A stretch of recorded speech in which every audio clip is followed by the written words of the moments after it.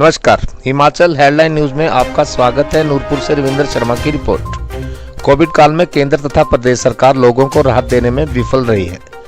प्रदेश में भ्रष्टाचार और नशाखोरी जैसे अपराध बढ़े हैं।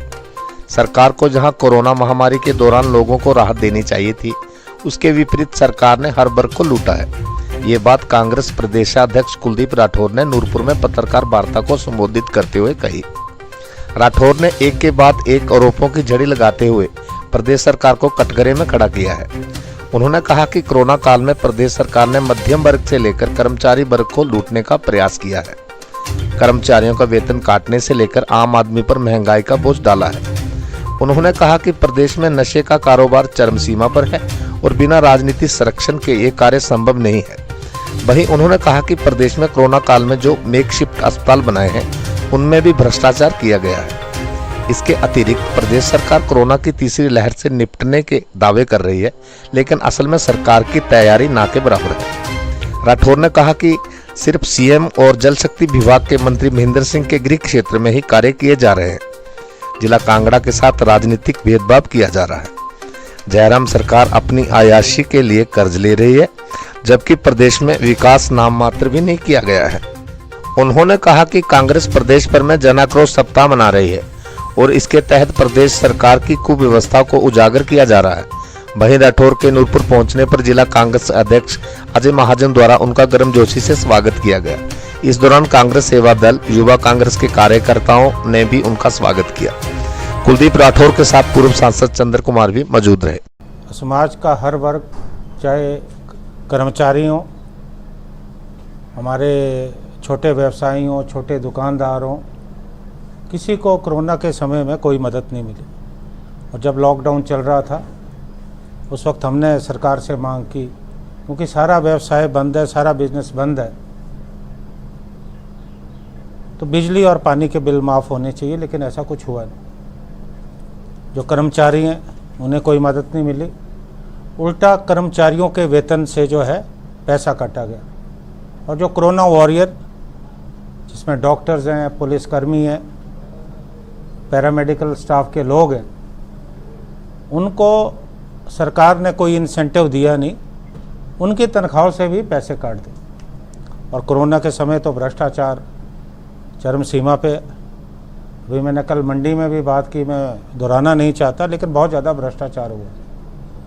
भारतीय जनता पार्टी के प्रदेश अध्यक्ष को इस्तीफा देना पड़ा।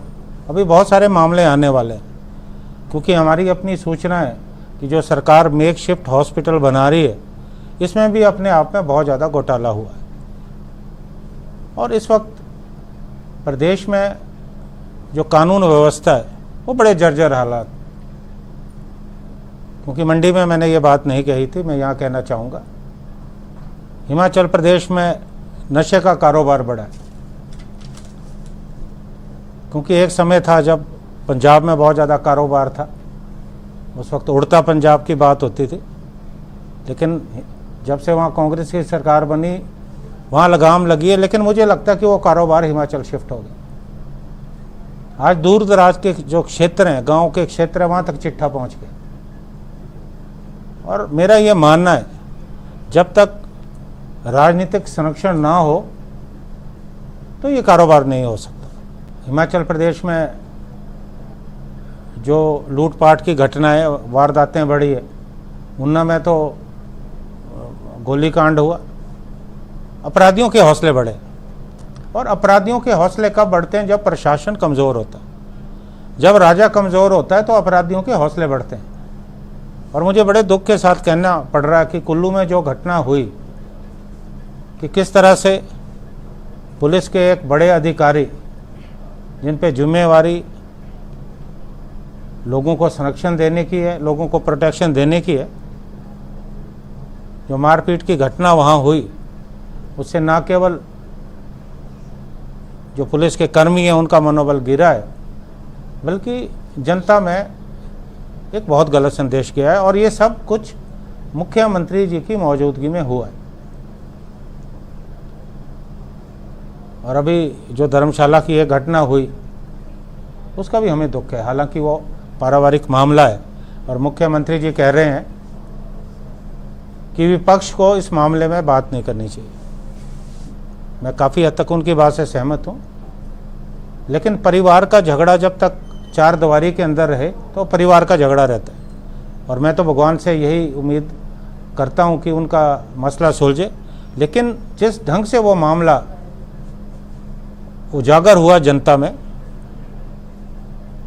और एक महिला जो अधिकारी हैं उन्होंने लोगों में जो बात कही कि किस तरह से उनकी मानसिक और शारीरिक प्रताड़ना की जा रही है, वो निंदनीय है। देखिए, उन्होंने सोच समझ के लोगों में बात की होगी, क्योंकि जब ये नहीं कि एक दिन में उन्होंने फैसला किया कि उन्हें समाज में जाकर ये बात करनी है। और इसमें उस व्यक्ति की संलिप्तता है जो खुद लॉ ग्रेजुएट है और विधायक है। एक विधायक से ये अपेक्षा की जाती है कि वो लोगों में एक उदाहरण स्थापित करे। इससे भारतीय जनता पार्टी का चाल, चेहरा, चरित्र, जो ये कहते हैं बेटी है अनमोल, नारी के सम्मान की बात करते हैं, ये बेनकाबू है। और अभी तक जो कार्रवाई होनी चाहिए थी वो कार्रवाई नहीं हुई। हिमाचल प्रदेश में एक दो क्षेत्र को छोड़कर, या मुख्यमंत्री जी का चुनाव क्षेत्र है या महेंद्र सिंह जी का चुनाव क्षेत्र है, मंडी में भी कहीं विकास जो है नहीं हो रहा है। विकास के काम पूरे जो है ठप पड़े हैं, क्योंकि ये सरकार जो है संसाधन जुटाने का कोई प्रयास नहीं करे। देखो, इकोनॉमिक्स का एक बड़ा सिंपल सा सिद्धांत होता है कि आप जो है फजूल खर्ची बंद करें और संसाधन जुटाएं। अब ये सरकार ना तो फजूल खर्ची बंद कर रही है, क्योंकि जिस ढंग से आलीशान गाड़ियां खरीदी जा रही है, और अभी तो हेलीकॉप्टर आपके पास था, हेलीकॉप्टर आपने नया लीज पे लिया है, तो उसकी ज़रूरत नहीं थी। जब हमने शोर मचाया तो वो मामला थोड़ा ठंडे बस्ते में। तो संसाधन ये सरकार जुटा नहीं रही और फजूल खर्चे रोक नहीं रही। I think it is a bad economics, it is a bad, I will say it is a bad economics.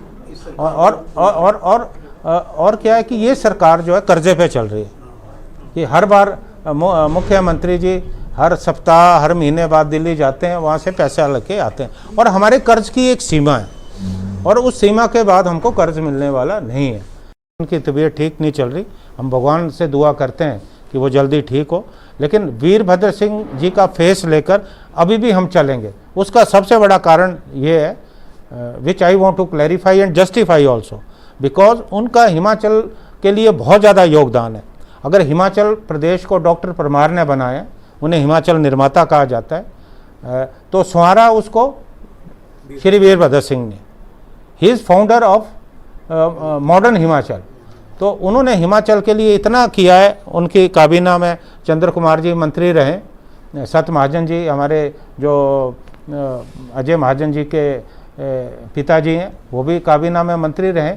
जितना हिमाचल प्रदेश में आज विकास नज़र आता है वो श्री वीरभद्र सिंह जी के समय में हुआ है। He will be definitely our face in elections, in face, या और उनकी उपलब्धियों को लेकर हम चुनाव में जाएंगे, और ये हमारा हक भी बनता है, और हम उनकी उपलब्धियों को लोगों में भुनाएंगे। हिमाचल हेडलाइंस न्यूज़ चैनल को लाइक, सब्सक्राइब, शेयर करना ना भूलें। धन्यवाद।